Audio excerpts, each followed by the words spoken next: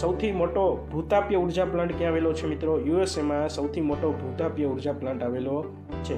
ગુજરાતમાં ભૂતાપીય ઉર્જા મેળવતા સ્થળો કયા છે? લુસુંદ્રા, ઉનાઈ, ટુઆ, તુલસીશ્યામ. આ 4 જગ્યાએ ભૂતાપીય ઉર્જા મેળવવામાં આવે છે. પછીનો પ્રશ્ન મિત્ર, ગુજરાતમાં ભરતી ઉર્જા કયા સ્થળોએ મેળવવામાં આવે છે? ગુજરાતમાં ભરતી ઉર્જા ખંભાત અને કચ્છના અખાતમાંથી મેળવવામાં આવે છે. પછીનો પ્રશ્ન મિત્રો, બાયોગેસ એટલે શું?